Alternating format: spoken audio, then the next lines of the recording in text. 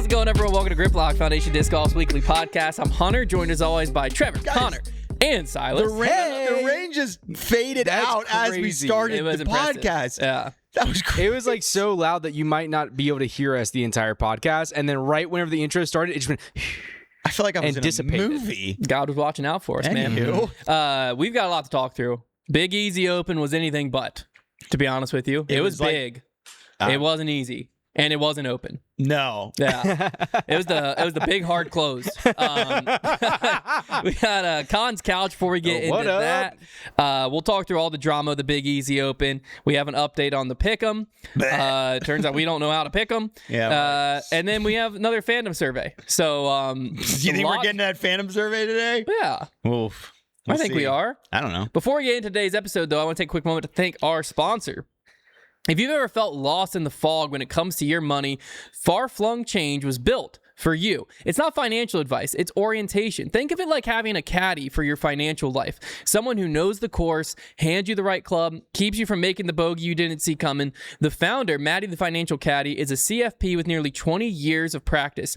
And he's going to be at Champions Cup right here in Bedford County, Virginia, April 9th through the 12th. He'll have a tent all 4 days, and for one of Harry Chase's rounds, he'll actually be on the bag. Find the Far Flung Change tent, pick up your free scorecard, and get your free caddy book of orientation to learn more. No pitch, no pressure, just your bearings. And everything orientation debuts at farflungchange.com this May. So coming soon. But if you're going to be at Champions Cup, go see Matty the Financial Caddy. He's really nice. We were next to him last year. I picked his brain. He's smart. He knows what he's doing. And he plays the guitar. Yeah, it's true. No, he's a good time. He answered a lot of questions I had, so you can do the same. And then farflungchange.com is coming this May, so be on the lookout for that to get all your finances in line. Perfect time of year for that. It is. All right. I've been told that we have something electric for Con's couch. So welcome to... you got to show that, this is my notes for those of you that are listening and not watching. He went so crazy prepping for this, his hair fell out. Yeah. I realized that my hair was distracting my brain, and so I shaved it off last night in preparation for this. The best part is... there's going to be some people that are so betrayed because they were gassing up the man bun. And now were they? I didn't read a single comment about the man bun. No, like in person. In person, yeah. Well, I mean, sure, in the comments too, but yeah, it's like such a breakneck switch. I would like to say that I shaved my head without seeing a single comment or anything on the man bun. So I don't know what people are saying about it. I'd be okay dying without knowing, but... They loved it. I didn't see a single negative comment. Okay, because if people were like, oh, it's dumb, you look like an idiot, I don't want to look like someone who's soft and came in and shaved his head because he was sad about people hating the man bun. That's not what I would do something like that. Okay, so for those of you that are listening, not watching, I have a disc right here. It's actually a Casaplast Falk, and it has a bunch of sticky notes on it because this is how I chose to understand what I was learning in preparation for Con's couch today. So everyone take a seat on Con's couch where a dummy tries to explain science. So we talked a few weeks ago. We're not going to talk about science every time, but I do think it's funnier whenever I try to explain science.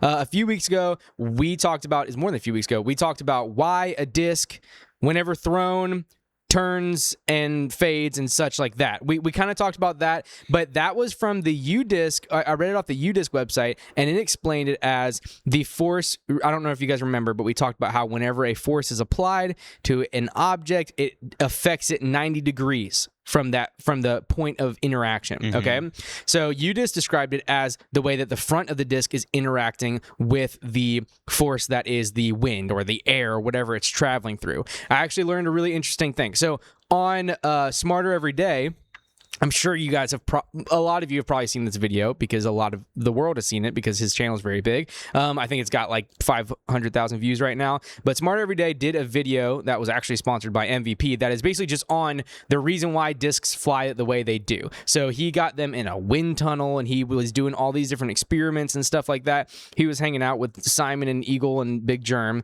and then also went to like the tech disc guys. So all this different stuff. It was a really cool video. I enjoyed watching a lot of it, and that's where the sticky notes came from because my brain couldn't hold on to the things I was hearing like immediately because there were scientific phrases thrown out there. So I had to immediately jot them down. So let's actually define a couple terms before we jump into this. This is going to go into what is possibly another reason or the main reason why discs turn and fade. Okay. So we have two phrases I'd like to define before we get into this. Gyroscopic precession. So gyroscopic precession is whenever you apply force, like we talked about earlier a few weeks ago. When you apply force to a spinning object, it actually affects it 90 degrees after the contact point. So after, as in following the direction of spin. So I think we can kind of that makes good sense. I feel like whenever you hear it. The other point I'd like to define is center of pressure or aerodynamic center. It's basically a point of lift on an object. So it's just a point on an object that whenever flying, that area lifts. So that's what center of pressure means. A lot of this information comes from Dr. Potts, who actually did his dissertation for his PhD on the physics of disc flight. So that's where a lot of this information comes from. So how long is that dissertation? It looked pretty big. Because that would be electric as a punishment to have to read. It was pretty big. It was a big... Dissertations are usually hundreds of pages. Yeah, it looked like it was there. Yeah. And just considering how little I understand what I'm about to say, can't wait. I think that it would actually destroy my brain if I tried to read it. So I'm breaking it down in layman's terms. Okay, we're doing Koine Greek up in here to try to understand what this stuff means. So basically, what Dr. Potts said is that the center of pressure on a disc starts when thrown towards the back of the disc, and then through the flight moves up the disc. Okay, so the back of the disc meaning towards you, and then moving forward. So on a non-spinning disc, what that would cause in the flight is, again, center of pressure means the area that is being lifted. It would cause a disc to go from nose down to nose up. However, we are throwing a spinning object. We are causing the object to spin. That's where gyroscopic precession comes in, meaning that that lift point starts from back to front, but it's actually affecting left to right. Therefore, whenever you throw it, because of that center of pressure, the disc is actually, the left side is lifting. So it's not the right side being pushed down. It's actually the left side that is being lifted, causing the disc to go right. And then as the center of pressure moves forward, it actually lifts the right side, causing it to fade. So that's actually... In the eye of physics, why a disc does an S line. That's where the S line comes from. Fascinating. And then what actually adds to that is towards the end of a disc's flight, it actually, the vertical velocity increases. So that means that how much it moves vertically, as in, that's just a fancy way of saying it's falling to the ground. Sky, As it's falling to the ground, its angle of attack is being changed. So the angle of attack is what is the counterpoint that's hitting it from the front. So it's now, instead of hitting it dead on or down, it's now hitting it up, which is causing that nose angle to go up. So is one of the reasons why a disc always finishes nose up and then also fades at the end. So okay, that's just a breakdown from a physicist, me trying to translate from a physicist why a disc does an S line. I mean, that made sense. It doesn't completely counter what UDisc said on their website, but it definitely comes at it from a different point, which I thought was very interesting. So it's about the point of lift, like pressure, moving across the disc that changes. How does... Be careful asking questions, because I just used a lot of my brain. Anything like overstable discs wise, like why that's resistant to that? Okay, so what that says to me is, this is what I got from it. He didn't say anything directly, but I kind of put the information that I've learned over the past few weeks. Since the parting line is higher, as it's going towards the end of its flight and that attack angle is pushing up on it, since it's angled upwards, it just gets forced on that nose up angle easier. So I think that's why an overstable disc is just harder to fly through the air nose down, because the parting line is higher, which causes it to act more overstable. So that's kind of where I landed on that. Makes sense. It's easier for like air to get up underneath it. Exactly. Yeah. And so so I think that's more so just common aerodynamics that I think causes that, is the way that the disc flies through the air, it naturally wants to push the nose up. I think I've also reached my processing power limitations. Yeah. Hunt. No, it's all clicking. MVP. It's all clicking. Why do their discs fly different? Because this video was sponsored by MVP. Did he talk about that at all? I'm not going to lie. I got to this point in the video and I hit pause and I said, let's stop there right now. Oh, okay. So that's coming soon. Maybe. I don't know. By the end of the season, you might know if MVPs just fly further. Yeah, true. Well, maybe. I'm wondering if maybe because the weight shifts to the outside, if that helps delay the shift of what was the center thing called? Oh, the center of pressure. If that delays the center of pressure shifting, so it makes it fly more neutral longer. That would make sense. If keeps it on the outside somehow. So what I failed to learn that I wanted to understand, but again, I want to stop here because I didn't want to get too crazy. I feel like I shared the amount of information that somebody can understand easily. What I want to understand further is how more spin or less spin affects that. That's what I'm interested in. So what you're saying is if it has more spin and if what gyro claims maybe it spins faster longer, how does that affect the flight? So I'll try to dive into learn that next week. Yeah.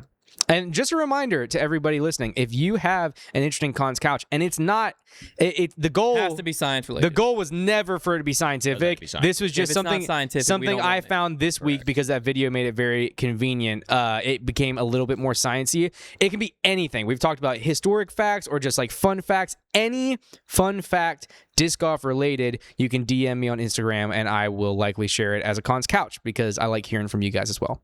All right, let's get into the Big Easy Open. I think first let's talk about, because this affected both fields, which is the course itself. Let's talk about Let's just talk course, because we've seen it played out. This was something we were talking about kind of last week. I'm sure you covered it on the preview show quite a bit. Basically most of it. Going into it, we heard players talking about, Simon Lizotte described it as brutal. Players are talking about this is going to be the hardest course ever. People were predicting the winner of this event was going to be at 15 under. No one believed them. Turns out they overshot it. The winner of the event was 11 under. Yeah. So, the player consensus, you can safely say, they hated it. Yes. I mean, we had people on Instagram before. What we're here to decipher is, was their critique fair? Of do they actually have legitimate reason to hate it, or was it just one of those cases where they finally played a good tough course and got their teeth kicked in and they're being little crybabies? Yeah, there is so much to digest here because you have to look at it from a couple different standpoints. Whenever you're talking about a Pro Tour course, you have to look at from venue, okay, for the people that are going there on site, what's it like? Viewer, probably the most important, and player as well. Is this good for the players? And I actually asked people on my Twitter, I got about a 500 vote sample size here. I asked people what they would rate the Pro Tour course from a viewer standpoint, and I got a surprising reaction. We had 20% of people said great, 45% people said good, 26% people said not a fan, and only 9% people said trash. Wow. I thought it was going to be more overwhelmingly negative. Interesting. And where my assessment lies on this is, I think for the player argument comes down to really one thing, and that is a disc golf course, is it a good product to design a disc golf course to only really give you C2 looks? Because John Houck, the course designer, that was his entire defense is course is doing exactly what I wanted it to do. And you have to ask the question, is that a good course? And does this design style, which basically gives you relatively intuitive tee shots that are very tight and very long, and then landing zones that are really, really small with also really hard second shots, but also there's these pick a line, any line type situation. And is that a good style of disc golf? Because pluses for the course, pros, oh my gosh, you're going to probably hear some thunder in the background, by the way. Just, consider that part of the experience. Pros is I do think that the course was realistically pretty well maintained. The fairways were nice and pretty grassy. The cypress trees look cool. I do think it was a bit repetitive to look at, and I do think the biggest flaw from an online viewer is that it is very unintuitive. You see people line up shots. We had the same thing happen at the Cascade Open last year. I see a guy in the middle of the fairway lining up a shot, and I don't have a clue. And I think the broadcast team tried their darndest, pausing flyovers and getting on the teleprompter and drawing, here's where they're going, here's where they're trying. They were trying really hard. There just wasn't enough visual cues translate. Yeah, there wasn't enough visual cues on the course to. Heck, the most information I got all week is when the Tech Disc sponsored their like preferred flight thing, and they showed a Tech Disc on the hole. So I think as an online viewer, it was tough. I do think I have always stood on the side of like, I like watching players struggle. I don't mind seeing a course be very difficult. I'm just not sure that this course did it the best way. And my biggest piece of evidence towards this is the idea that so many players, and in particular the winner of this tournament, were electing to take the course out of play and chuck it over the top of the trees on many of the tee shots and on many of the approach shots. That does hurt. And I think that immediately tears a course down because that's obviously not part of the design intention. And I think that if your course is such an absurd ask that a guy can win the tournament by basically, he literally said on the camera, my number one goal is to avoid throwing down whatever they're considering the fairway as many times as possible. I think that, and he won the tournament. So it's not like you can say, well, yeah, you tried doing that, but it didn't work. No. That is the strategy that won this tournament. Yeah. I think that right away paints an issue. And I will give Gannon props. He actually stated that he thinks there's potential on that property. So he didn't just throw the whole thing away. I think that was a relatively mature look. But I think there are definitely, for me, it wasn't a great watch, and I didn't play the course, but the players also didn't love it. So I just don't see a lot to grab onto. Yeah, I think we as Foundation as a whole have been advocates of the sport getting harder, and I think we did see the playing out of that score-wise work out well. And what I mean by that is down the stretch, anything could happen. Yeah, and we do love that. So down the stretch, even on hole 18, even when Gannon's drive didn't go as planned, it wasn't like, oh, Ricky puts it in the fairway and this is curtains. No. There's so much left to happen. I liked that. What I don't like is John Houck and I just disagree on this point. He doesn't believe in artificial OB. Yeah. And I think to make a course as hard as it needs to be without artificial OB, you get this.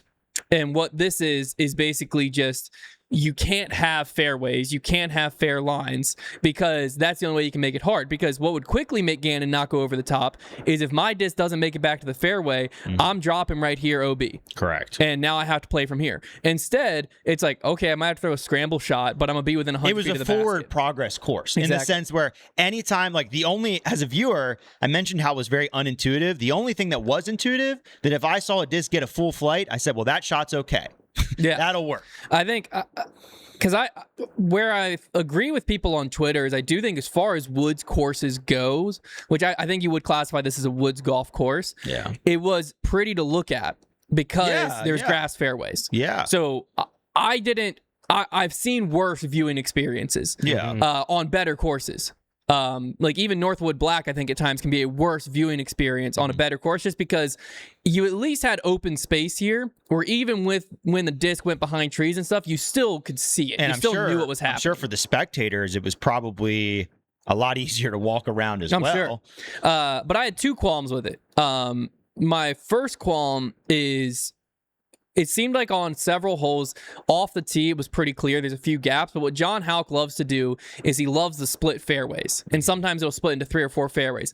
And what that does is kind of what you're saying, where it's not intuitive as far as this is the intended landing zone, this is the intended gap. And so instead, you can also have these like shot lands too far right and it's throwing across multiple gaps. And it's almost like you throw a great shot and you're still scrambling from the fairway to where you just have a bunch of trees that instead of it being an obvious, this is what you're trying to do, it just looks like a bunch of trees are scattered. And it looks like there are no gaps. It looks like it's just like pick your line, any line.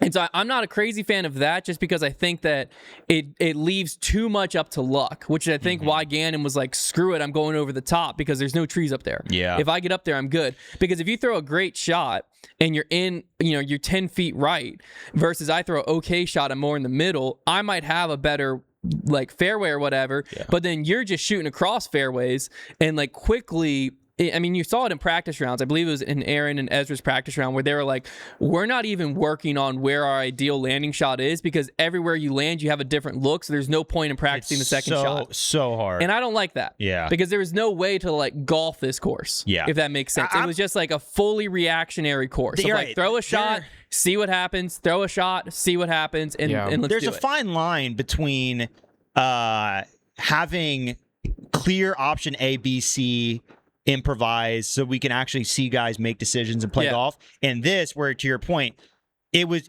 each zone was so particular that guys could just sneak through stuff and end up in places they weren't expecting to, and didn't feel like there was a lot of intentionality there. And then B, like, you almost couldn't even develop a game plan really, because once you get off the tee, like, you didn't know what you were going to get. And people could argue and say like, well, I just like that. And it's like, I think game planning should still be a part of the course. And I don't want every course to just be, well, there's only one option. But like I said, I think there is a space between completely random golf and Route 1 golf, where it's like just throw it at every single basket and that's the only play. Like, I think there is room. Well, because the other qualm I had two qualms. So I just went through the first one. The second one is the philosophy, which you talked about. And I don't actually think it played out this way per se. But the problem I have with the philosophy is the designer basically said he wants great shots to get you circle 2 looks. And my problem with that is circle 2 looks, we know players aren't going to hit consistently, right? So that means that I'm player A. I play the hole great. Trevor's player B. He plays the hole good. Yeah. In this idea, if this applied across the board, what would be a pretty consistent thing is I throw 2 great shots. Yeah. And I have a 50-footer. That's pretty much mid of circle 2, right? A 50-footer. Players on tour probably have what? A 30% success rate at that? A 50-footer? Yeah, probably around. So 7 out of 10 times I'm missing it. Okay. Yeah. Trevor goes good shot. So he's at 150 feet. Yeah. Players have pretty much 100% success rate of getting up and down. Yeah. So that means that if I go great shot, and Trevor goes good shot, layup, we're taking the same score 70% of the time. And people I didn't get rewarded for throwing great shots. So on paper, that philosophy sounds good. It sounds good until you walk through in reality, it's just an equalizer. Well, because people complained about a lot is there were so many just par tap-ins from 10 feet in this tournament, like the whole card just kind of tapping out their pars. And because what I noticed in the practice rounds initially was if you get off the tee on this course, which if you chuck it over the top, you can on a lot of the holes, it becomes not super difficult to make par because you saw a steady dose of 200-foot and in upshots. Which makes sense with this philosophy. Which makes a lot of sense. But I think, you're right. It does mean that being a good C2 putter, which the 2 guys at the top of the leaderboard were, is going to be very helpful. Which but it does. I'm okay with that. It's just more I don't like that it's diluting the reward of what. Like in disc golf, all we have is shots. Putting in general is easy. Yeah. In general, right? I suck at it. But I'm saying on the scale of, if you look at other sports, like disc golf, 20 feet and in, these pros are making everything, right? So putting is the easiest part of the game. So when we try to just make it where if I nail the hardest part of the game, I don't get rewarded with a look. I'm not saying you need to go great, tap in, but great giving me a 30-footer or a 25-footer, it greatly increases. It takes my 30% birdie chance to 80% birdie chance. And now there's a lot more separation possible there versus it's like some of these holes, you're literally if I throw a good tee shot, I'm going to par. Yeah. And I don't, like I said, I don't think it fully played out here because of how difficult a lot of the tee shots were. The tee shots were very hard. Throwing a good tee shot was not just a walk in a park. I'm more worried if this philosophy became normal, then there wouldn't be a lot of separations between great players and good players on the weekend if both are on. Right. Because it's like the great players, they might be up by a few strokes just because they hit a few more 50-footers, but it'd be very frustrating to just watch Trevor constantly be 100 feet behind me. and yet we end up the same score because I can't get a 60-footer to go in the basket. And what's interesting is the greatest defense this course had was that darn grass. Because if you really watched you this needed coverage, skips and you just weren't getting them. Ground play would have made this course dramatically easier. Now, harder in some respects because of the tight fairways. You could have skipped off them, so you can play it both ways. But on a lot of the par threes, I mean, even like the one where Gannon makes the 100-footer at the end there, like that disc in a bare ground or shorter, like not as thick grass, is skipping another 30 to 40 feet. Like there's a lot of shots that were just getting caught as well.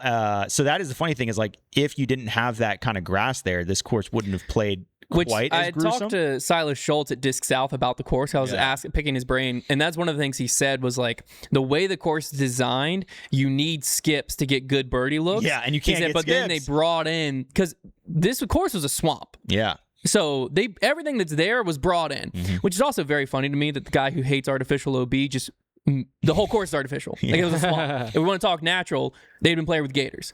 Because even the pond got moved. I think I talked about that last week. So like, in disc golf, Brody has said this multiple times, and I agree with him. Like, people like the idea of a golf course, right? Like, oh, everything looks natural. Nothing on a golf course is natural. No.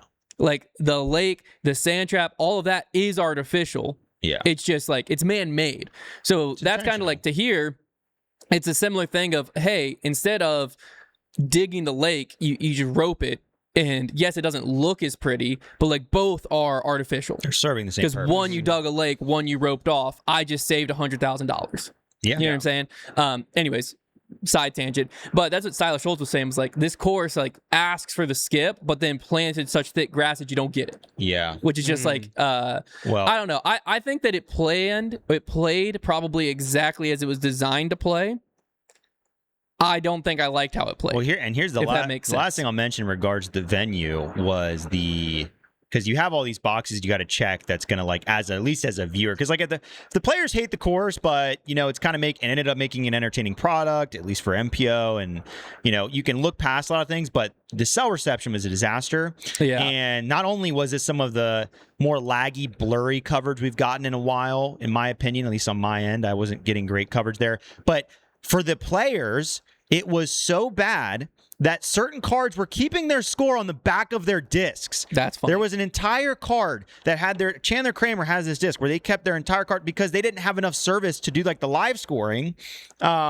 Many players were doing paper scorecards, and Luke Taylor's mom, who's a debate night contestant, she was mentioning in our Discord that she was having to text her friends at home to figure out where Luke was in the tournament, because they could see on coverage, but she didn't have any reception in there, but she could have just enough to get a text out. Yeah. So I'm like, that is it, like, and they're talking about like, oh, well, they have plans to upgrade this stuff, but it's like, then why are we here this year? Yeah. Like, there are just certain things that it surprises me that aren't deal breakers for the Pro Tour. Like, if the reception is that bad, maybe it's just not this year. Like, there are other options. Yeah. So that always surprises me. Brian Earhart posted this on Reddit. From my understanding, you can't even really make a phone call out there on the course. They brought in Verizon Mesh Network, so fans... Be a shame somebody gets bit by, I don't know, one of the venomous snakes or gators out there. They brought in Verizon Mesh Network so fans, scorekeepers, and vendors can have Wi-Fi. Bearcom has helped build a custom cell tower to make going live even remotely possible here. From the stories I've heard on the ground from media ops, it's a marvel we are live with decent quality here. With that said, the parish sounds extremely invested and excited about disc golf, and apparently they're building out a big 5G tower nearby for future events. I think and hope we'll see this venue evolve really nicely over the year. This type of local government support is how we can grow the sport sustainably at this level instead of relying heavily on manufacturers and consumers of DGN product. See you guys in the afternoon. The government and the local government support is a huge selling point for this. I also liked that, I said this on the previous show, I liked that the course reflected the region that they were in. I think it's a cool stop because Louisiana doesn't really have a lot of disc golf love. I mean, they've literally had like 2 A tiers ever, I think I saw on the broadcast. But yeah, it's just like you gotta get it in place. Here's the good news. We've got all the pieces there. This property's gorgeous. Like, obviously, the local government is working a lot. They poured a ton of money into this course, into this property. And if you cut out half the trees, And Well, the it question got- is, will John Houck change the course? that is the question. That's the big question. Or there. will the Pro Tour make him? Because yeah. the Pro Tour's done that multiple times, Yeah. where they said, "Hey, we're changing this course." Yeah. Because let's just say that cutting out half the trees made the course twice as easy.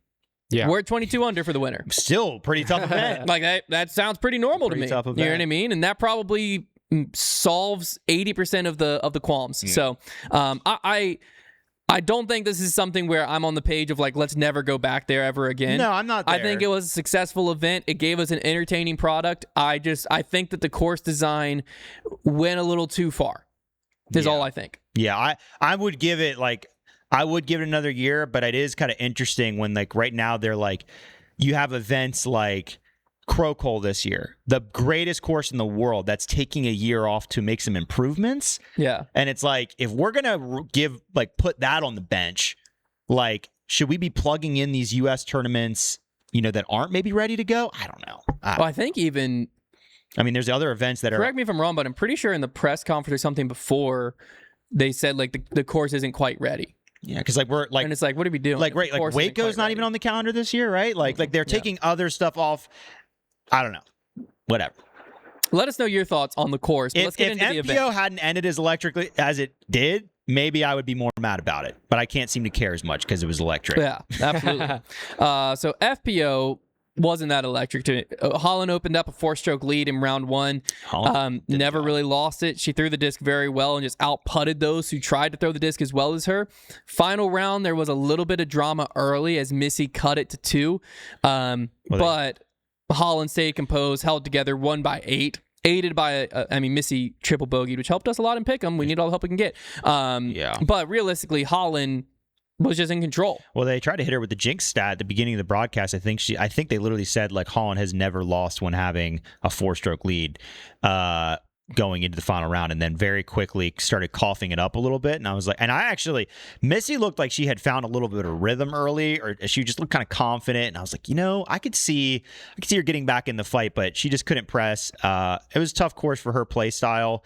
Holland could kind of overpower it a little bit. The putt was working, so it was impressive for Holland to regain and play a really good middle stretch to take all the pressure off, because you can see it on her face, she had won this tournament, especially after Missy makes the triple, but she had really won this tournament, but she was dead stare locked in until she tapped out on 18, was really locked in. So she plays the final whistle, but yeah, good for Holland to get back on the board again. And, it was a pretty smooth and easy victory for her this weekend. What's funny to me is we had picked Own, and I think I even picked Own in my picks against you.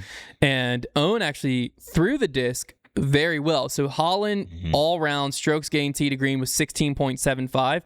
Own was 14.71. And typically when you think of Own, if she's within a stroke or two of you on that, she can make it up on the putting. Yeah. But Own Scoggins actually lost strokes to the field on the putting green. It's poor. She went 76% C1X for the tournament and 14% C2, which obviously that C2 is going to kill you. And they're more. not putrid percentages, but for Own, it's certainly below average. And just Holland was just so lights out, because Holland was 92% for the tournament really C1X, 24% C2. Yeah. So that one was interesting to me because Missy Gannon was kind of the flip, more where we typically see Own, where gain tee to green she was 7.5, and typically Own is better than that, but still makes up the strokes on the putting. She did make a very important putt. Missy 97% C1X for the tournament. Speaking of Pick'em, she had to make a 30-footer on the last hole to tie Fakis there, or wherever, or tie somebody to keep us in it with the Pick'em, and she banged it, and that was big. That is big. That would have been hurtful. To tie Missy. It was Missy, yeah. But yeah, Holland Hanley ends up winning by 8. Valerie Mandujano, Lisa Fakis tied for second. We can't say much about our Pick'em picks, but I did see some people saying, I don't know why the guys are always so confident in Val Mandujano. They're crazy. That's one thing we got right. I'd also like might to say, be the only thing we got right. I also realized that people might not even think we picked Val, because Edwin has Alexis Mandujano on the graphic. Does he still? Hot seat Edwin stats. I thought he fixed that. No, that's still Alexis. It is Alexis. That is Alexis. Mandujano. Very funny. But no, we picked Val. So yeah, great weekend for Holland We are Hanley. FPO ball knowers. Yeah, that's about all we know. And just by that, I mean we tied. Yeah, we'll talk about Pick'em after we talk MPO. So in MPO, we had Gannon and Ricky in a playoff. Gannon Berg took it down. Ricky Wysocki second. Isaac Robinson came in third. But here's what you're here for. Let's talk about the stick incident. So this happened it was hole 16, I believe. It was more addressed on the tee of hole 17. I believe 16 or was 15? It on the tee of 16? I believe it was 16 dressed on the tee of 17 because it happened kind of across 2 holes. Yeah, because it was before they birdied on 17. Yeah. So it was the tee of 16. So Ricky's first shot on 16 goes into this little rough patch, right? Yeah. And he's lining up a backhand at first, doesn't really like it, decides to go forehand, and on the forehand there is a stick, a singular stick, that extends over his lie to where his forehand would be. Dead and unattached, legal to move that stick. It comes from in front of his lie, but goes over his lie. So first thing that's important to note, that stick, legal to move. Yeah. He walks around to grab the base of the stick. And when he does it, he grabs about 4 other sticks. He just went collecting out. Those sticks, illegal to move. Now, a very important thing to note here is from my eyesight, from my opinion, the only stick that was in the way of his swing path was the one that's legal to move. Okay. Unless I'm wrong. That's what it seemed like to me. The other ones you could have argued were maybe going to end up being in the flight, but they seemed inconsequential. They seemed less important. It almost seemed like he was kind of just moving them because he was moving the other one. They were on top of the stick he was getting to, and so it seemed like he was just in a rush, grabbed them all. Yeah, I would say my main theory with this whole thing is that he kind of blacked out. Yeah. Like, I think he was moving the first stick, and then I think with the other ones, I don't necessarily suspect malicious intent. Now, the way he handled it after the fact, maybe malicious intent, but we'll get to that. So he moves them all. How I interpret the situation, he's just trying to move that one. It's under a bunch of sticks. He's only thinking about that sticks, grabs them all, tosses them to the side, goes back, throws the shot. Makes sense. Nothing is addressed there. Okay. We get through the hole. On the next tee pad, we see Jeff Spring come up and say, hey, there was some questions about this shot. And it is so long ago that Ricky is having to basically be like, I didn't touch sticks on my second shot. And then Gannon's like, no, when you were throwing your second shot. And Ricky's like, what shot? And they had to like remind him. He's like, oh, yeah, they were in my lie. They were dead and unattached. I moved them. That's that. And then Gannon's like, I don't know. And Jeff's like, I didn't see it clearly, but like there's questions that some of them were in front of your lie, which they were. But Ricky's like, no, the one I moved was coming over my lie. I moved it. It was fair play to move. Gannon's pretty confident that that's not true. But then Isaac Robinson's like, I didn't see it. And it seemed that Luke Taylor must have been in the same boat. Oh, that's a courtesy violation. Yes, sure could have been. Very easily could have been. So Isaac's stupid. like, I didn't see it. I know. Luke must have been like, you were I focusing didn't really on see your it. shot over there? Like that you have 30 seconds to throw? You weren't like over on You top didn't have of your Rick on the other magnifying side glass of the fairway? next to my lie. And this is very important because at this point, Ricky is up by 1 on Gannon, and this is a 1-stroke penalty if it gets called. Yeah. So let's actually read the rule here just so you understand how it was illegal. A player is not allowed to move any obstacle on the course with the following exception. A player may move casual obstacles that are on the playing surface farther from the target than the front edge of the lie. A casual obstacle is an item or collection of loose debris, such as small stones, unconnected branches, pine cones, leaves, etc., that the player can easily and quickly move by themselves, or other objects designated by the tournament director and not intentionally placed as part of the course of the event and not embedded into the player's surface. So there, the stick that's over his lie, legal to move. The other sticks that he picked up in the process would have technically been illegal to move. Like I said, I don't necessarily think from this that when he was confronted about it, he's lying intentionally. He probably didn't even think about because how I viewed it was the stick that he needed to move is under them all. Yeah. It seemed to me like he picked it up. A bunch of sticks were coming. He just grabbed it all and moved it. And also, they're questioning about it about 20 minutes later. I think there are 2 possible situations here. I do believe pretty firmly in the when he did it, he probably didn't think about it. But I do think when caught in it, essentially, there is the possibility that he just did not remember how it happened. Well, but I think there's also an extreme possibility that he kind of did go, uh-oh, did I do that? And just try to talk his way out of it. Also, though, is he allowed to talk his way out of it? Because he can't be a part of group decisions anymore, right? Isn't that the new PDJ rule? He doesn't get a vote? Yeah. Yes. Yeah. So only your competitors get to vote on what. Really, he can say I don't think I moved it, whatever. He's allowed to say that. Which they were trying to. I guess you could. The thing is, you have Gannon and and I guess Jeff, like trying to, like they were the Jeff ones said I asking didn't him. know. Yeah. So you have Jeff. Basically, the only player that was pretty clearly like, I know this happened was Gannon Burr.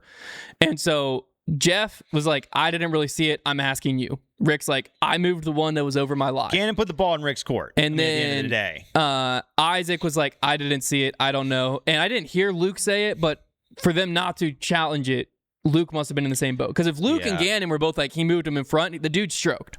Yeah. So, like, as much as the ball's in Ricky's court, I don't think Ricky, from what I saw, I don't think Ricky was malicious with his intent of moving the sticks.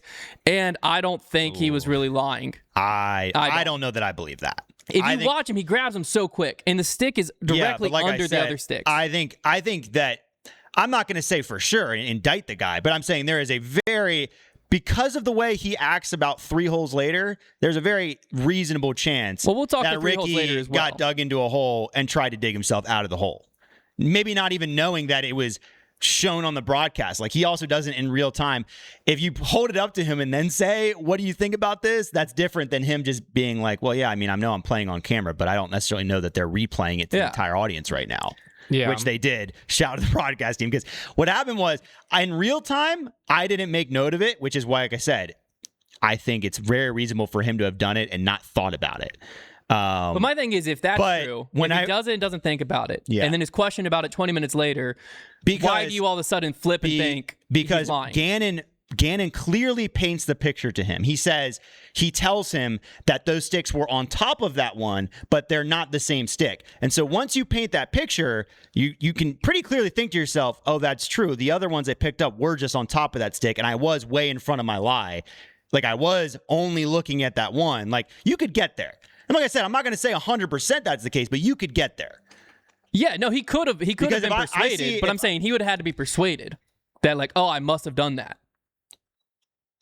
Right? I don't know. I'm just saying there is absolutely a possibility that he would have tried to dig himself out of that. No, I'm not turning that. I'm just saying I'm not willing to say Ricky maliciously lied. I think it would be so easy to be like, to go up there and move that one stick and just kind of grab him without thinking about it. And then, whenever the pressure's put on you, you probably become kind of defensive about it. And well, he wasn't even like super defensive, because he was just like, oh no, it was in my lie. I moved one in my lie. That's he was it wasn't very like matter there's of zero fact chance. about it. I feel like he wasn't really I moved paying one of my lie. He was very matter of fact about it. Yeah, that's why when I watched the whole thing go down, he never said anything like, well, guys, like, I'm pretty sure. He said, no, they were all by my, and like, deny. When Gannon, because Gannon would say, yeah, but those were on top of it. And he said, no, it was all behind my lie. Like, also, but at the end of the day, whether Ricky knew what he was saying, didn't know what he was saying, it's on the rest of the card mates. That's how the rules are written. So if you want to get upset at anyone that rule wasn't called, get upset at Isaac Robinson and Luke Taylor. And even Jeff Spring, to be honest with you.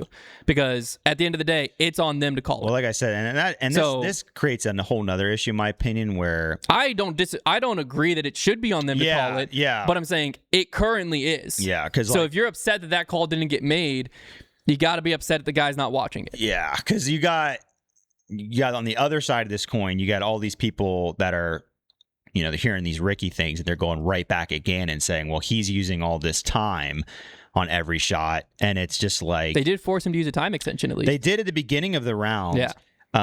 And then, I just go back to like the end of the round, because like the really egregious one was on 18 at the end of the round, his second shot. It took him forever. But I'm just thinking to myself, like, do you guys really want them to like ruin this tournament? But like we are all, they're the last card. All we want to do is see how this goes down. You really want somebody to step in and end the tournament right there? Like, that's the reason why the time calling and extension thing is so flawed, and it has to be more case by case. Because do you really want somebody to walk in and be like, that time, game over? But technically, just because it's the final round lead card, last few holes, doesn't mean you get an advantage to wait out wind. You have to keep it consistent. That's what. I think the whole rule's dumb. Yeah, I think the whole rule is dumb. Because if you're winning from I think the whole rule is dumb, but it has to be consistent. If it's a rule, even if a dumb rule, it has to be consistent. Yeah, the current, in its current iteration, but that's what I'm just saying. Like, you're coming after the whole rule. It just is more pointing. You're not coming after the moment. You're coming out the flaw. Pointing out the flaw. I understand. Because it should just be, hey, the card in front of you is multiple holes ahead. Yeah. Pick it up or you're all going to get stroked. Because it would have sucked so bad if that's how this tournament ended, and we were just like, oh, so just because like there's the moment's gone. There's some putt, like there's a putt that's 10-foot putt that's going to take you 5 seconds. right? Yeah. So you're net up 25 seconds. If you use that 25 seconds earlier in it, your pace of play for the hole can be the exact same. Yeah. As someone who takes 30 seconds. Because then I think this is where it becomes a problem, where it's like, okay, we expect Luke Taylor and Isaac Robinson to be scouring over Rick as he's getting ready to throw the shot. But what if they're on the other side of the fairway and they know as soon as it's my turn, I have 30 seconds to assess this very difficult lie on this very difficult once course. it's your turn and you've addressed your lie, you then have 30 seconds. That's how the rule's currently written. Yeah. So if you don't touch your lie, your 30 seconds hasn't started. I guess though, if people are going to complain about pace of play, though, is that how we want it to be? Like everybody's. That's how the rules are written. Yeah. That's what I'm saying. It's bad. It's bad. It's not. I'm not agreeing with the rules. Yeah. I'm just saying, Isaac Robinson, Luke Taylor, Gannon Burr, their responsibility is to watch that shot. Yeah. And the fact Gannon that is the only one following the rules. The fact that it didn't get brought up until we're on the next tee is also kind of crazy. That is honestly that part.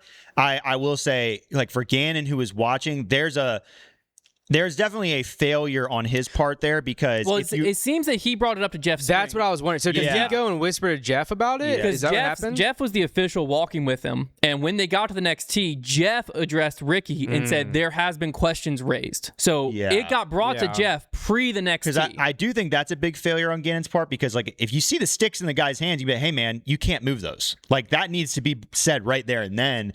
And I don't even think like that's a crazy. Well, here's I don't know. I've never been. Well, because the problem with bringing it up later is you're just running off of memory. Yeah. Well, but here's an interesting one. Okay, if you're picking up the six and I say, hey man, you can't move those, and you put them back down, I can't stroke you now. Yeah. Well, so I can't make the call till you throw the shot.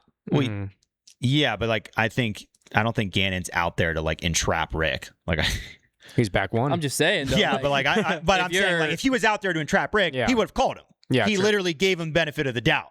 So, but it seemed like he was trying to call him. I'm not coming after Gannon either. I'm just saying, like, I don't know.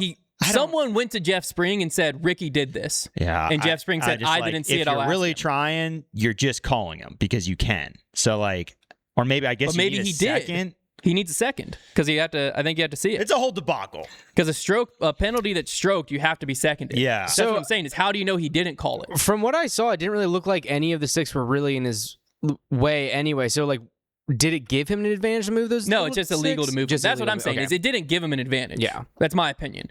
The one stick that was in his way was behind his lock. In that situation, to me, it's like a warning. Just like, hey, just let you know this. Like, it's not a big deal, but those sticks weren't. Like, just pay attention to it next time.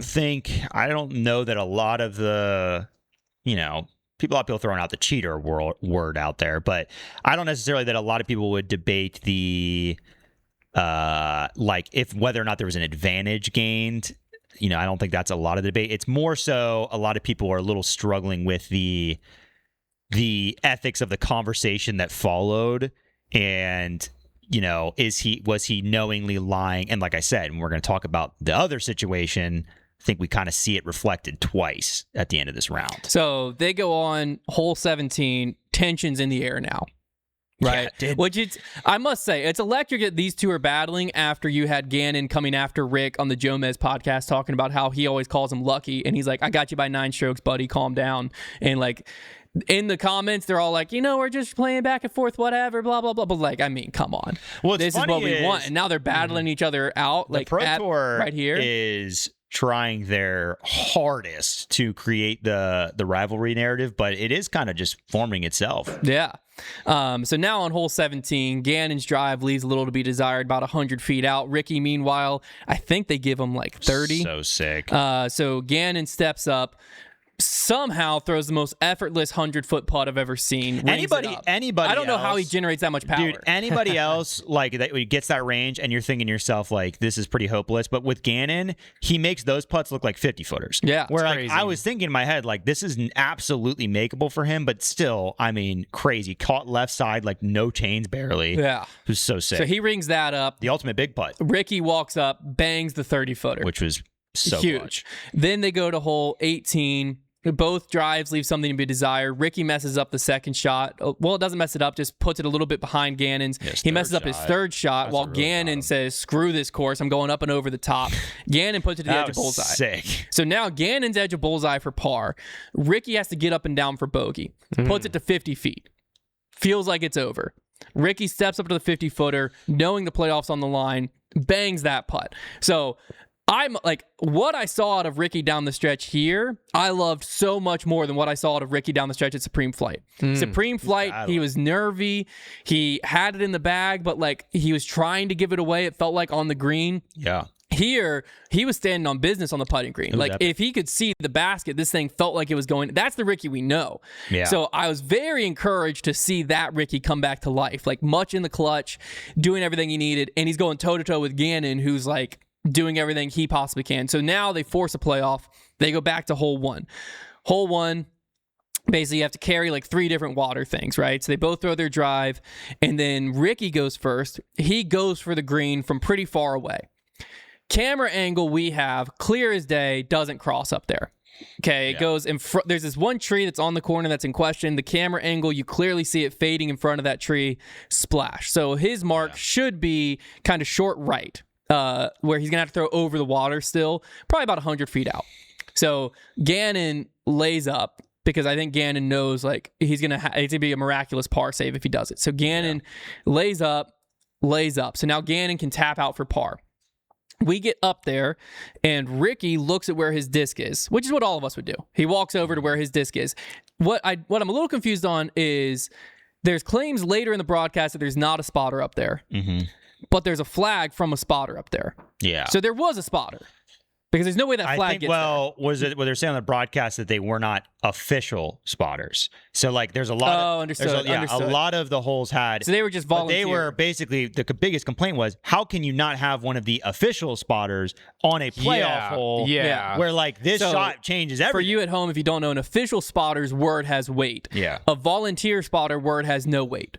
So, which this is what in disc golf used to only be volunteer spotters. Yeah. So, because basically, if I put a flag down and I'm just there and I'm not a certified official, where I put that flag down is just like, hey, you went out here, and players don't have to listen. And it's really just for pace of play's sake too, to be like, I can now see you giving me red flag from the tee. That's going to change what I'm going to do next. Like, it helps with that as well. So Ricky sees where his disc's in the water, and he's like, hey, I threw this thing super high and wide. It's the classic kind of disc easily move could have backwards. stalled and ended up here. Like, there's a chance I'm on this corner. What doesn't help is the whole crowd seems to agree with Rick. Because you hear people chirping in the crowd like, that's right, Rick. Yeah, your spot's up there, Rick. Your spot's over there, Rick. And meanwhile, Gannon's like, well, then who put that flag back there? Yeah. He's like, because there's a spotter. Someone put that flag back there.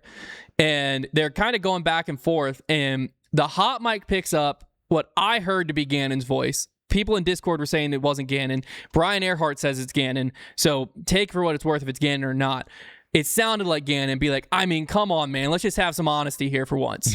Basically chirping Rick like, all right, dude, let's be honest. I think it was like strike 2 in 3 holes. Like, we're done with this. And so Ricky at that point just walks over to where the spot was, putts from there, misses it, Gannon taps out.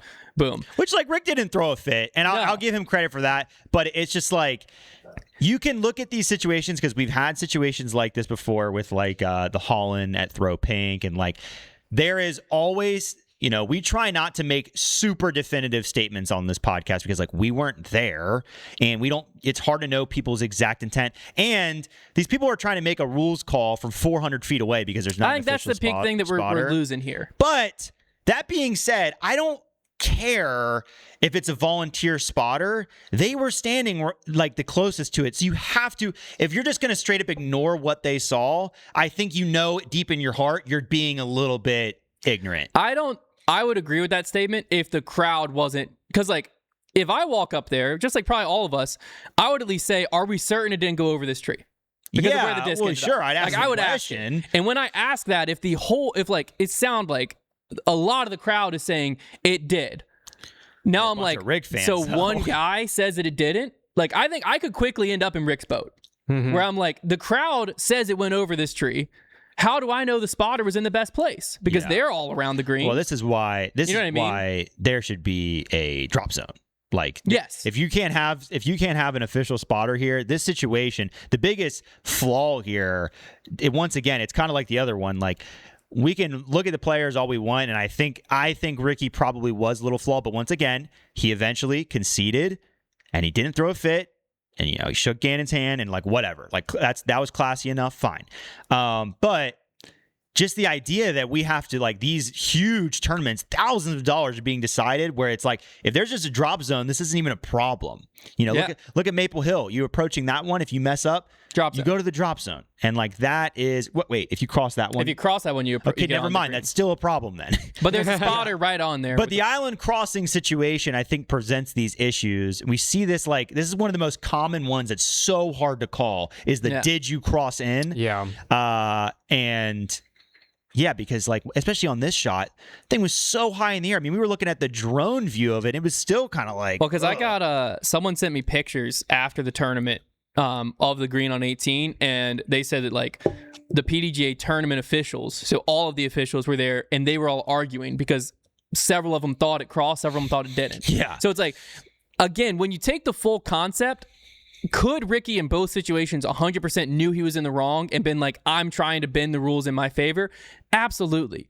I'm not willing to go there because I also think it's very easy in both situations for him to just not know and just be like, I'm not getting stroked for this. Like, because it cost him the turn. It literally cost him not going to another playoff hole, and the spot he ended up with, which was the right spot. It was 100% the correct spot.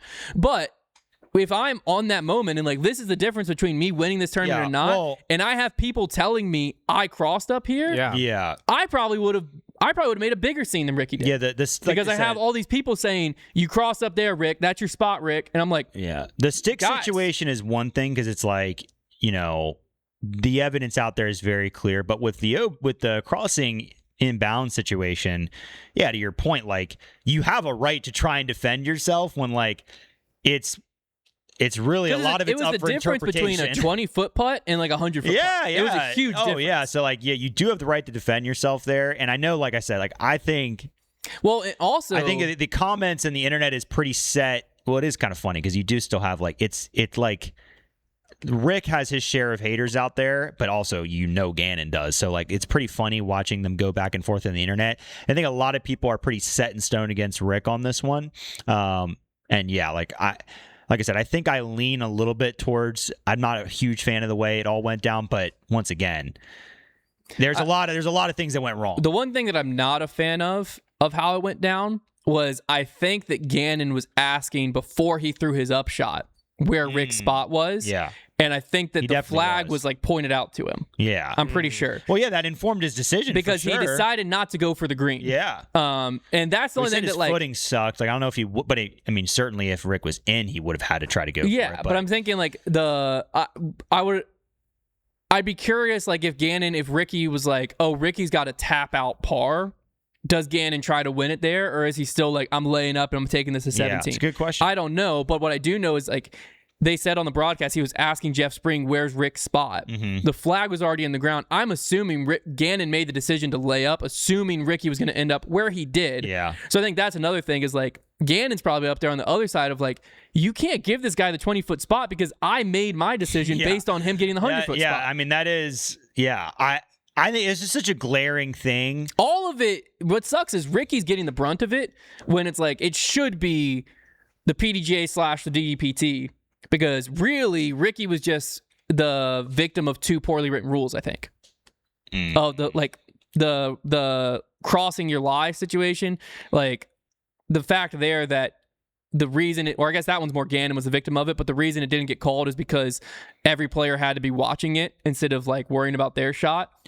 That one sucks. I don't know that And then this one, like, the fact that it's just like, well, the spotter doesn't have any say here. I'm not ready to call Ricky a victim, but just because, like, for all I know, he could have knowingly broken the first rule, and then you're not a victim if you... No. Gannon's the victim on the first rule. But, yeah. Because Gannon's the victim. The first rule, Ricky clearly broke. The second one, too, it's one of those situations where, like, I would have so much more info if I could be standing where they were watching the shot, and, like, that way I'd have a much better idea if, like, where Rick's standing, if it looked really ambiguous, which there's a huge chance it did, or if it did look pretty clear, and that's where Gannon's frustration is. Like, come on, Rick, like, you saw it as much as I did. Yeah. That's where it's tough, too, where it's like some of these calls, because of how hard they are to see, like, you really can't get too close to it unless you're literally standing in their shoes and seeing what they're seeing. Yeah. And because it could have been a situation where Ricky was standing, he saw that disc in front of those trees as clear as day. Yeah, I hate to hate to shout them out, but if Tour Life is probably going to be a banger if they get either of these guys on. That's what I was going to say. They need to get one of them on because there. we might get some crazy stories from that. Well, regardless, I think what will be a banger this week is our other show, Debate Night. So if you want to hear opinions that aren't just Trevor and I on a lot of these topics and have people going head-to-head that might believe different things, because there might be someone on there that thinks Ricky got screwed, and there might be someone on there that thinks There's going to Ricky be was some a cheater. back and forth for sure. Who knows? Check out our other podcast, Debate Night. It's a GameStone style podcast with 4 analysts that give different thoughts on hot topics in the disc golf world. You can check it out on the Foundation Podcast YouTube channel this upcoming Wednesday night. This was about as fully loaded as I've ever been for Debate Night. It's gonna be awesome. Pick 'em. We suck. Tour Life picked Paul. Edwin decided not to let them replace Paul, which we thought, hey, you know what? This is it. They're down a man. They still absolutely bodied us. They got 50 let's just points. take it We're down 55 Let's points. take it one half at a time. FPO, we tied them up. Twice in a row. We beat them last time in FPO. Yeah, so we are decent at FPO. MPO, it turns out taking 3 of the most consistent players on the Pro Tour the last few seasons, and all of them stunk. I like that Trevor's picture there. It's just him with his mouth fully agape. It's from the monthly mag. I know. I recognize it. Because that's the funny thing is all we did to screw up was Calvin, Kyle, Ezra. we seemed literally like great took picks. 3 on a course where there's no precedent yet. We took 3 players that are super consistent, and Kyle Klein taking 41st. That's like AB taking 32nd breaks last my week. heart.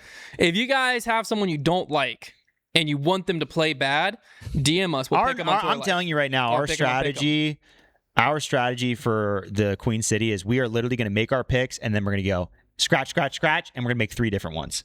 I don't hate it. I'm not even joking, and we're going to see if that works. We should just fade us. We're going to try the opposite. Yeah, of we're going to try as hard as we can to make our 3 picks, and we're going to go throw them all out. Those players are off. They the table. are off the table. Yeah.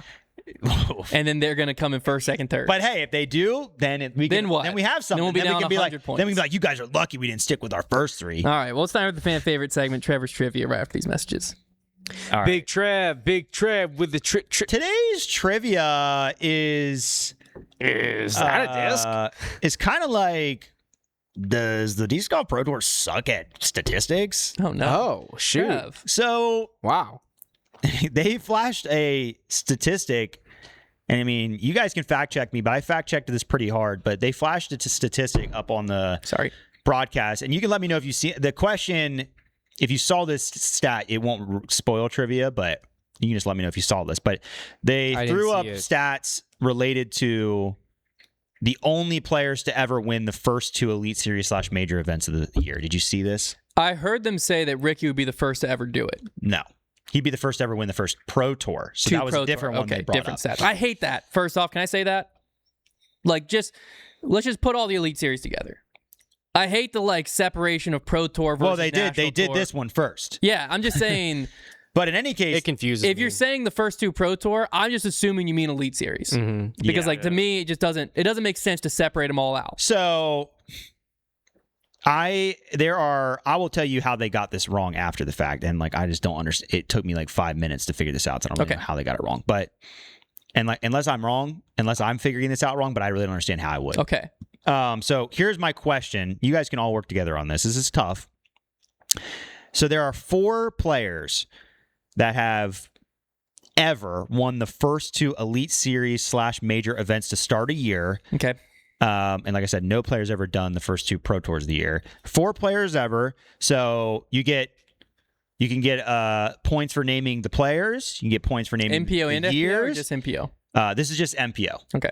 Points for naming the players. You can points for naming each year, and then also points for the events that were won. And let's say, so that would mean there is there's basically 4 points per one. So we get 16 total points. I think I'd be pretty impressed if you can get. I think I'd be pretty impressed if you can get 5 points. 5 points, and it's a 3-strike system. So 3 strikes and you're out. So you can take a stab at an event, a year, or a player to collect your points, basically. You don't have to do them all at once. This is all on you, Hunt. I'm not going to be helpful with this. No, I can give you feedback. Is different con. I can give you feedback. I mean, I think There's we a have lot to of go Paul nuance to this. Macbeth. Because surely at some point. Surely. Is that one of your guesses? See, there's my feedback. Let's take him. Well, no, let me think through. It was called the Memorial for a while. So, like, Okay. the Memorial, he dominated. Where did we go from there? Vegas, he didn't dominate.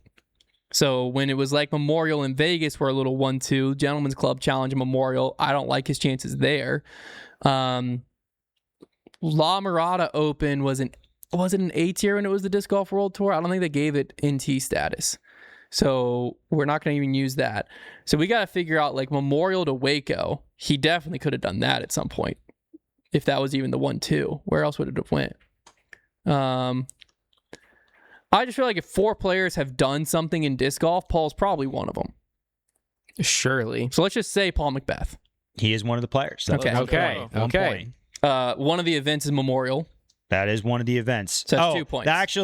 That event comes up twice, so you're up to 3 points. Okay. Oh, wow. So Huh. now let's just Double not even points. try to guess We need 2 years more or anything points. else. We Just just got to players. guess 2 players. Okay. Okay, who else We can go. is a dominator? I mean, would Kristen be here? Is this just No, NPO? it's just NPO. Okay. We can go back to Climo.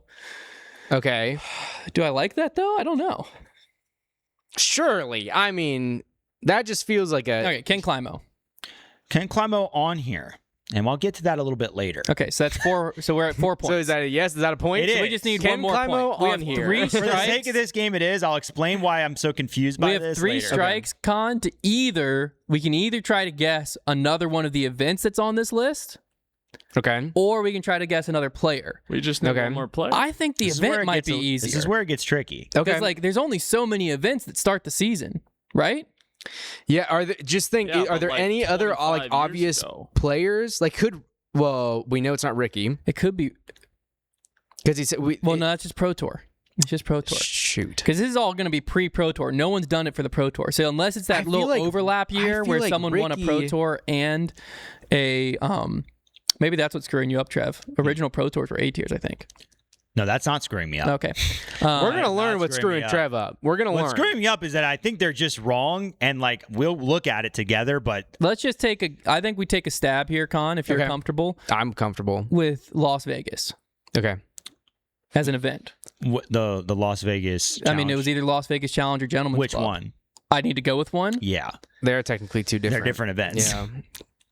Challenge.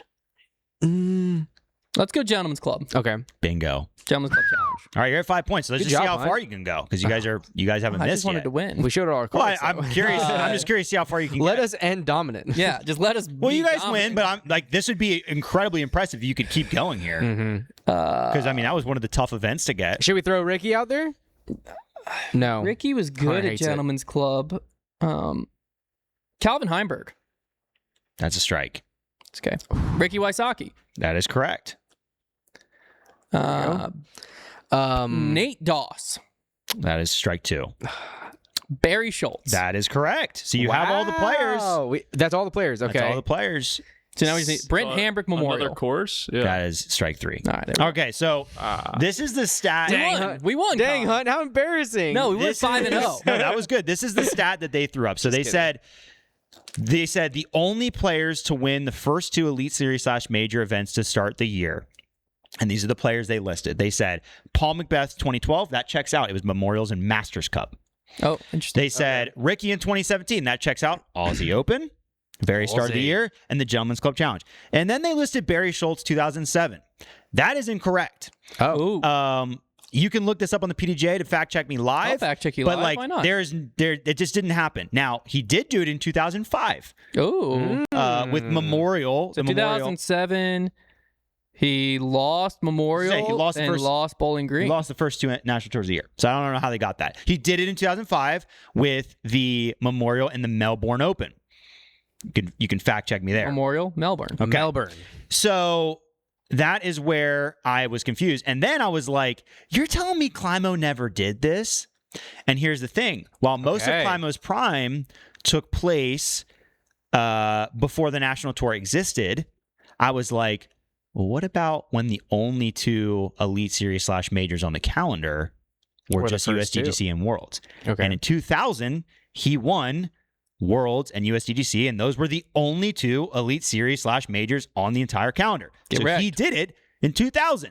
So therefore, I must ask the Disc Golf Pro Tour, am I just being dumb?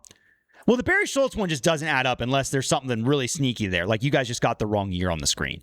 But then the Climate one, like that should count, right? Somebody validate me or tell me why That's I'm a wrong. conspiracy. Trevor, now what I'd like for you to do is put your hat on backwards and consider that your conspiracy hat. I'd like you to make up a conspiracy as to why that happened.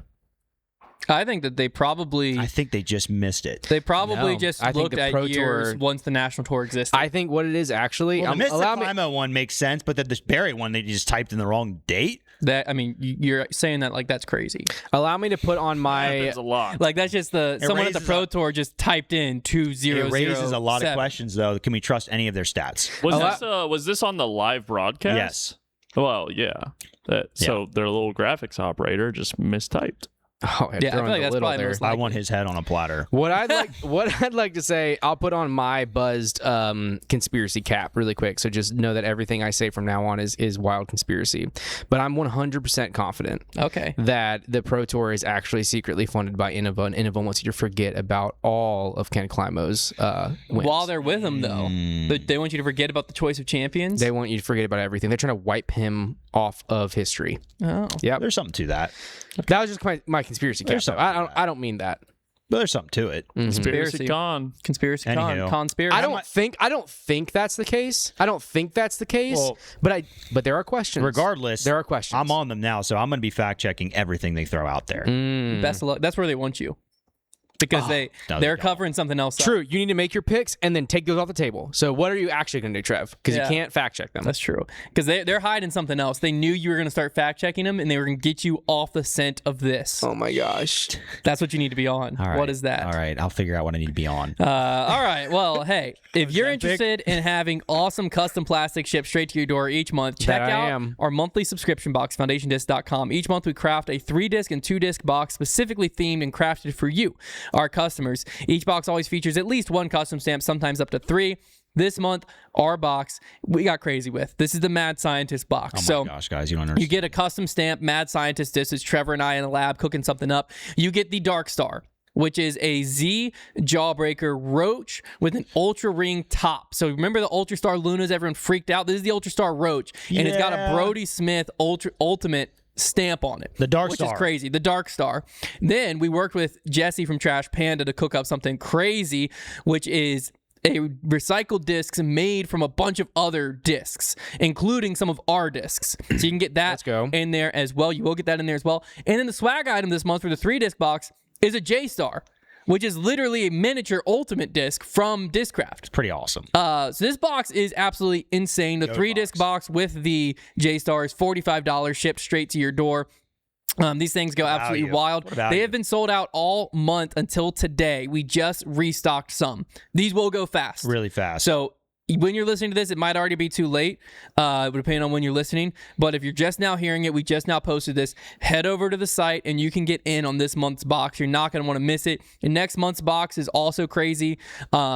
So there's that. There Hop is over. that. The Monthly feedback subscription I box always is hear from crazy. people about the subscription boxes is this month is the best one so far. I just hear that every We month. keep I getting feel We like. better keep at getting it. better. Yeah. It gets crazier. And the more crazier. these companies kind of collab with us too, and they give us ideas, like it's just been great. Yeah. So I think it's the best subscription box in disc golf. Obviously, I'm biased, but No, it is. I I'm think not biased. I think our fans would back that up too. So foundationdisc.com, join the monthly subscription box. I think our haters would back it up too. And that's going to wrap it up for this week. We'll get into the fandom survey next week, assuming that we have time. And we'll probably, after Queen City, before the first major, do our first top 10.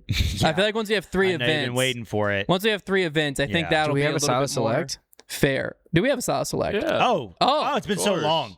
And by that I mean probably like 2 weeks. Is that Well, that we're all here. that bag is accurate? You just did that? Yeah. Oh, let's go. He's so He did. sneaky. Why don't you believe in me? Oh, I believe in you. I Did he just do I just that? like to recognize your sneak ability. Is he playing us, huh? He might be playing us. Is he playing us? I got here at 8, so he could have easily done it before I walked in. Yeah, I didn't see him do it, but he could have. I didn't see There it. was 3 of you, and no one saw what I did. No. No, I I didn't, didn't do anything. What was the last disc? disc that was in there? I don't even remember. I know. But what it is. it would be open. It'd be open if it was can't go. if it was like still there because you wouldn't have closed it back. No, it's zipped up. It's zipped Yeah. up. So he actually did. I'm gonna Give say me. You go first. You go first. You seem like you're dialed. I felt dialed for a second, but for some reason it fleeted. Are you wired me. or tired? It flute from me. Float. Bald. Not bald, buzzed. I need people to start sending it.